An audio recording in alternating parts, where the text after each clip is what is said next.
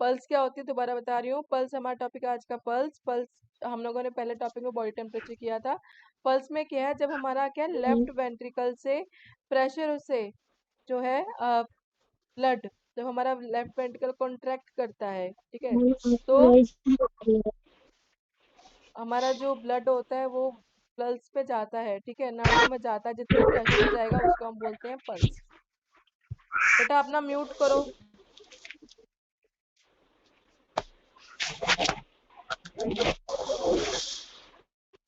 उस दिन मैंने बताया था साइट्स ऑफ मॉनिटरिंग पल्स कहाँ कहाँ होती है। पहले है टेम्पोरल, जैसे आप यहाँ पर देख सकते हैं, ठीक है, साइड ऑफ द ब्रेन, ठीक है, इसको बोलते हैं टेम्पोरल। तो उसके बाद में कैरोटाइड, ये यहाँ पर गले के इस तरफ आती है, इसको हम कैरोटाइड बोलते हैं। फिर आती है एपिकल, ये इधर आती है एपिकल, ठीक है, पल्स, हार्ट की पल्स होती है एपिकल पल्स, ठीक है। और यहाँ पर दिखाया गया है कि at the apical pulse before age, ठीक है, यहाँ पर। उसके बाद में नेक्स्ट है आपका ब्रेकल पल्स। ब्रेकल पल्स बाजू में होती है, ठीक है, इधर ये ब्रेकल पल्स होती है। और रेडियल, ये जो है, ये जो आपका थंब है उसके बिल्कुल सीध में यहाँ पर आपको रेडियल पल्स फील होगी। साथ के साथ बच्चे अपनी पल्स फील करते जाओ। नेक्स्ट है फीमोरल, जहाँ पर जांग होती है, ठीक है, ग्रॉइन ग्रॉइन होता है, वहां पर ये फीमोरल पल्स फील होती है, ठीक है। पॉप्लेटियल, ये मैंने बताया था कि टांग के इसके नीचे, ठीक है। पोस्टीरियर टिबियल, इसका ये साइड पे, ठीक है, ये पोस्टीरियर टिबियल। नेक्स्ट है डॉर्सल पेडिस, ये पैरों के इधर यहाँ पर फील होती है। अगर यहाँ पर आप यहाँ पर देख सकते हो पिक्चर में, इधर फील होती है। अब ये प्रॉपर टेम्पोरल साइड में हो गया, कैरेटाइड ये साइड में फील होगी, ठीक है, आप यहाँ पर फील कर सकते हो। ब्रेकियल इधर फील होगी, ठीक है, ये एल्बो के साइड पे। रेडियल जो है वो थंब के साइड पे। फीमोरल जो है वो ग्रॉइन में। पॉप्लेटल पीछे की तरफ पैरों के। डॉर्सल पेडिस इसके ऊपर। पोस्टीरियर टेबल साइड में एंकल के थोड़ा सा ऊपर। और एपिकल जो है वो हार्ट के इधर फील होगी। पल्स रेंज, नॉर्मल पल्स जो होती है वो डिपेंडिंग करती है एज के ऊपर। जितना हमारा हार्ट पंप करेगा, ठीक है, ये एज के ऊपर भी डिपेंड करती है।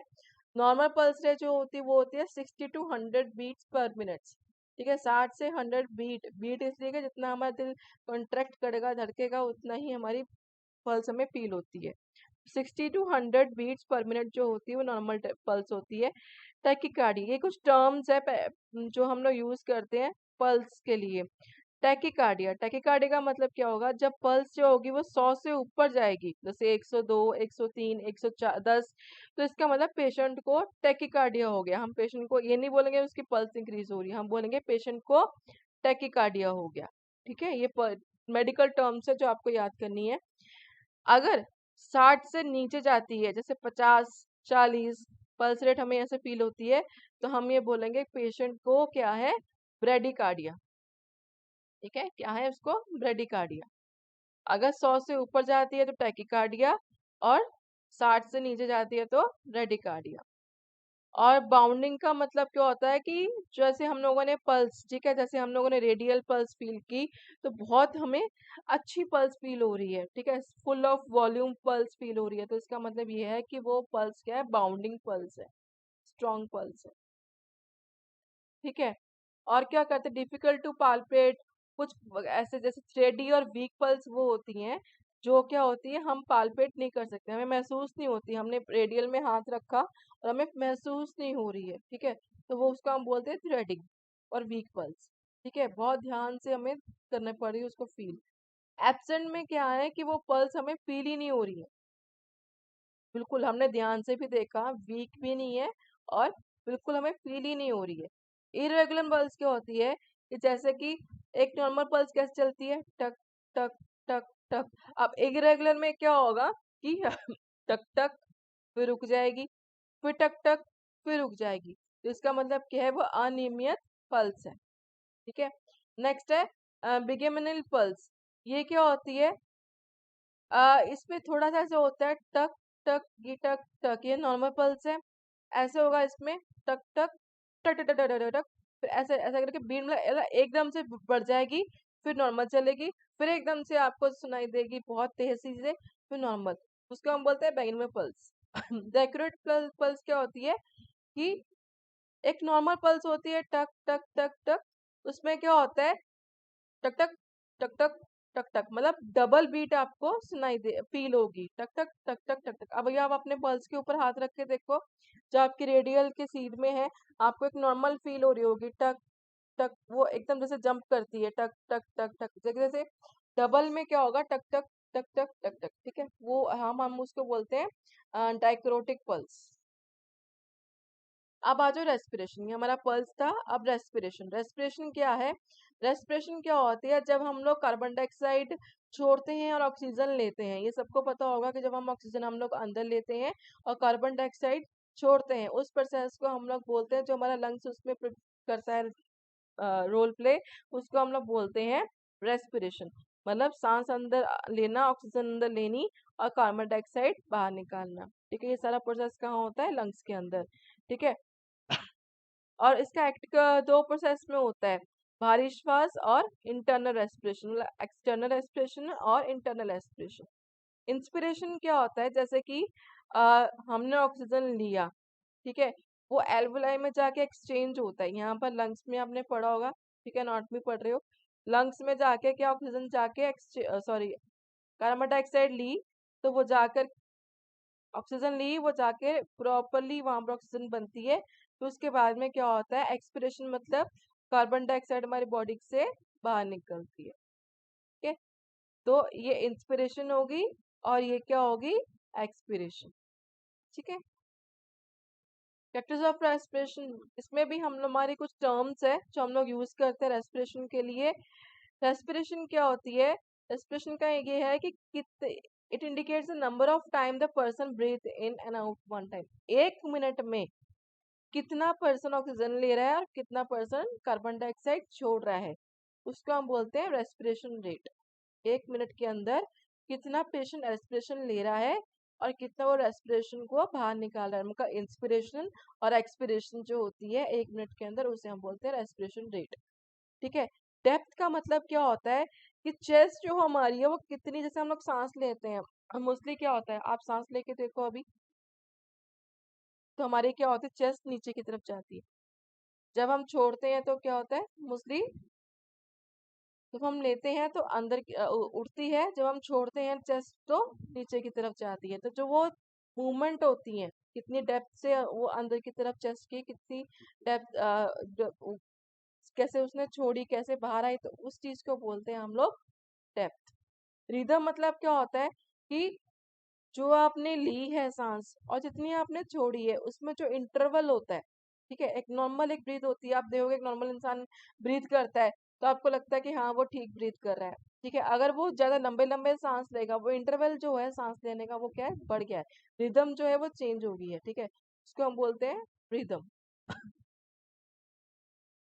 और नॉर्मल जो होता है वो होता है 14 to 20 रेस्पिरेशन पर मिनट, ठीक है।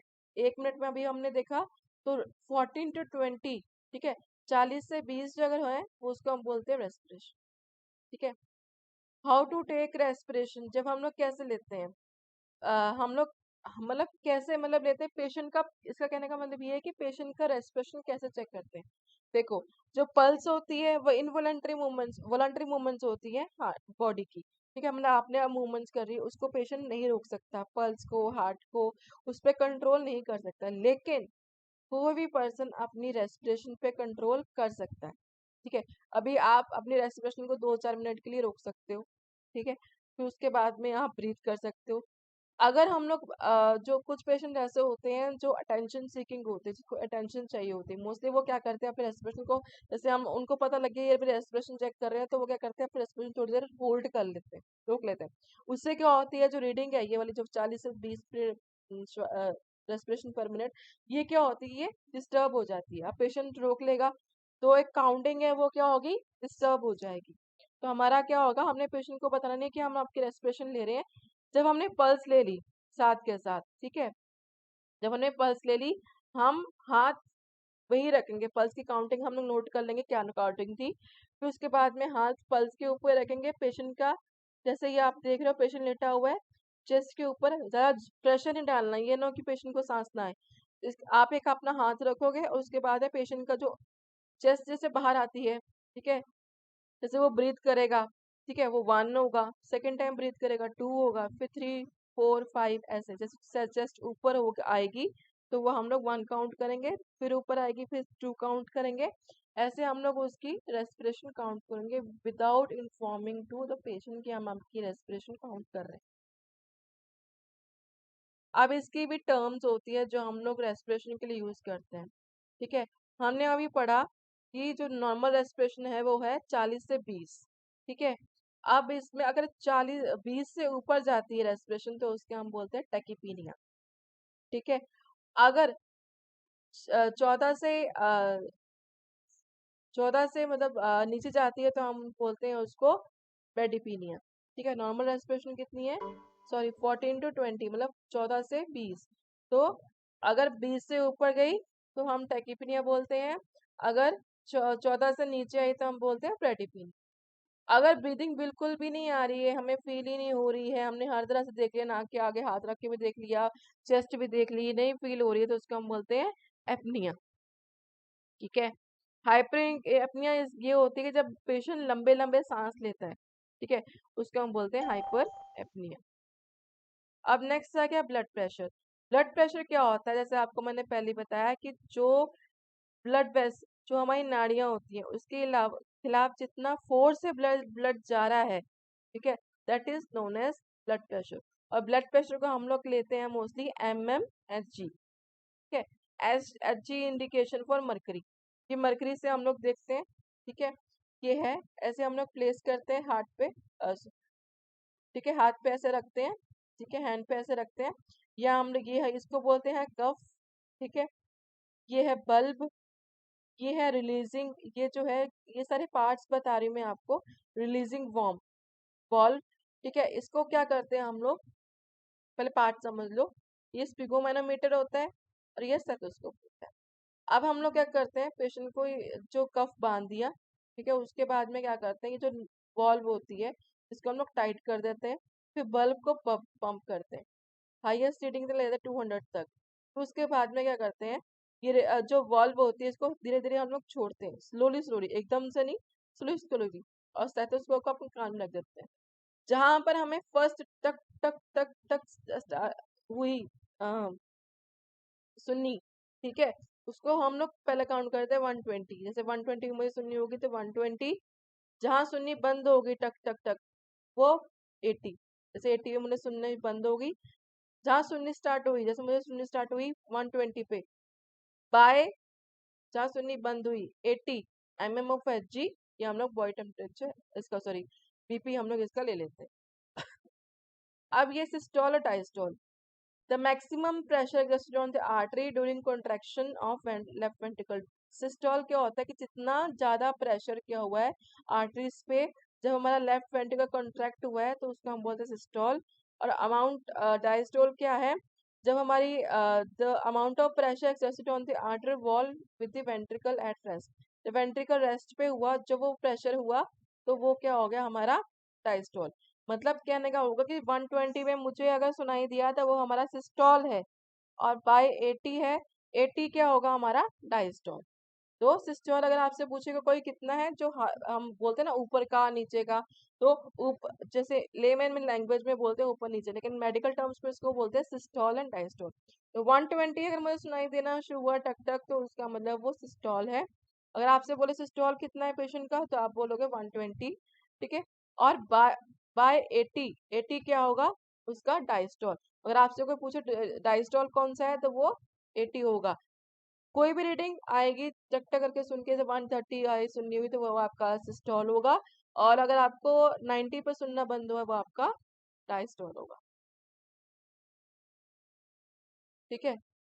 कौन कौन से मेथड से हम लोग क्या है लेते हैं, पहले हमारा मेथड है क्या है डिजिटल, कौन कौन से इंस्ट्रूमेंट्स है जो हम लोग लेते हैं, ठीक है। तो ये हमारा है डायरेक्ट मेथड्स। डायरेक्ट मेथड्स में क्या होता है, ये कॉन्टिन्यूस मेथड होता है। हम क्या करते हैं पेशेंट के साथ में क्या करते हैं, इसको 1 मिनट होल्ड करना बच्चे। डायरेक्ट मेथड में क्या होता है, कंटिन्यूस हम लोग लगा के रखते हैं, ये इसमें बीपी ये आपका सैचुरेशन, ठीक है, oxygen level in the blood, और ये क्या है आपका पल्स रेट, ठीक है, ये प्रॉपरली इसमें आता रहता है, कंटिन्यूस ये अपने आप फ्लो करता है।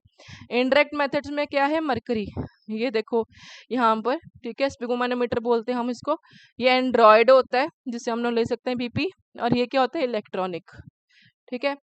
और नॉर्मल बीपी प्रेशर जो होता है वो वेरी करता है, ठीक है।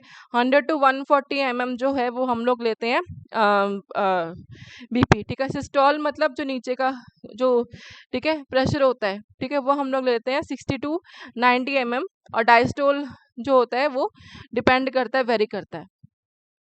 तो ये था आज आपका बीपी, ठीक है।